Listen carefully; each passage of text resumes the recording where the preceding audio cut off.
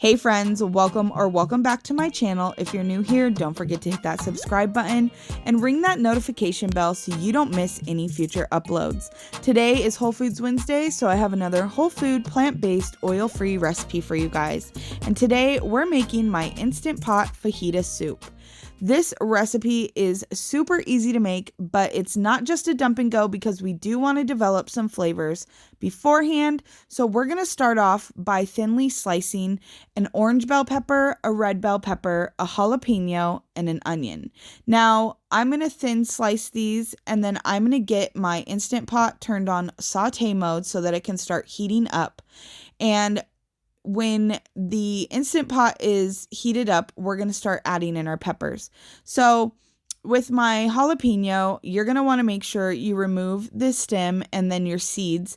And you can add 1 to 2 jalapenos. It depends on your spice preference, or you can leave them out altogether if you can't handle spice. So it's definitely an optional ingredient, and I will put that in the recipe. The recipe link will be down below in the description box as always. If you're not sure how to access that, right here below the screen of the video on your right side, there's a little arrow. You click on that. It drops down and there's a box with all of my information to all my social media and my blog, including the recipe in this video. So after I have cut everything up, I have my Instant Pot heated up on saute mode.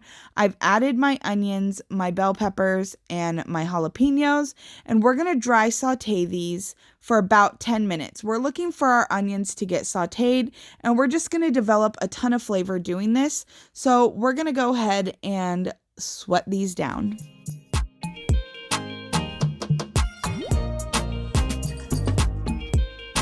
Now that these are ready, we're going to go ahead and turn the saute mode off.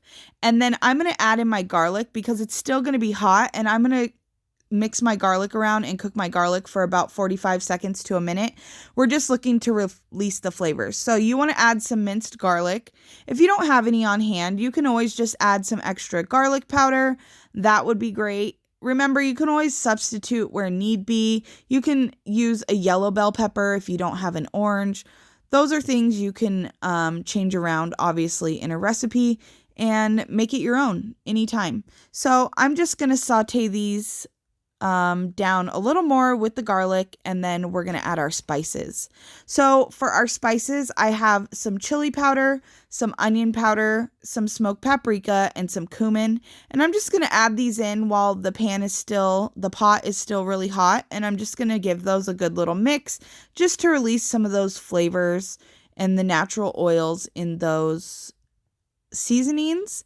And then we're going to add in our fire roasted tomatoes. Now, I like to use the fire roasted tomatoes with garlic, but that's optional. I just feel like it has the extra garlic, adds a little more flavor, and I really, really love those. And then we're going to add some vegetable broth.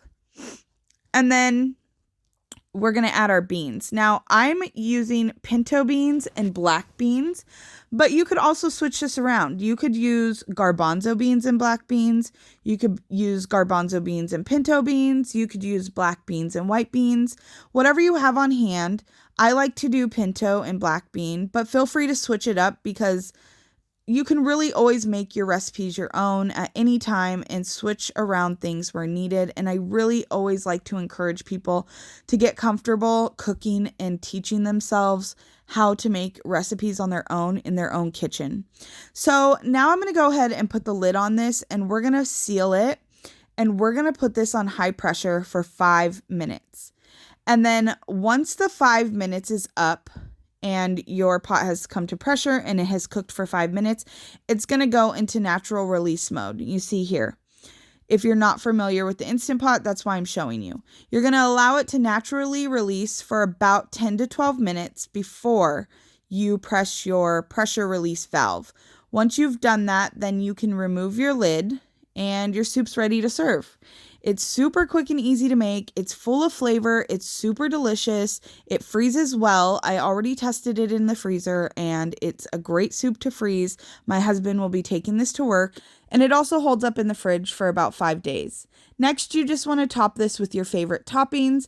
I like to add some lime and cilantro. You could also add some avocado or some of my tofu sour cream, or the Forks Over Knives tofu sour cream, or some avocado sauce. That would be really delicious on top of this, or even some corn tortilla strips. I like to bake it in the oven or in the air fryer, cut it into strips or break it up and add it on top for a little crunch. And that's it, you guys. This is just another quick and easy recipe for you guys. I hope you enjoy. I hope you got some inspiration from this video. As always, thank you so much for watching. Don't forget to like, comment, and subscribe. It really helps me out. If you made it this far in the video, leave me a comment down below and let me know your favorite soup recipe of all time. If you make this recipe, don't forget to tag me on Facebook or Instagram, and we'll see you in the next video with another whole food, plant-based, oil-free recipe. Bye! Have a wonderful week, guys.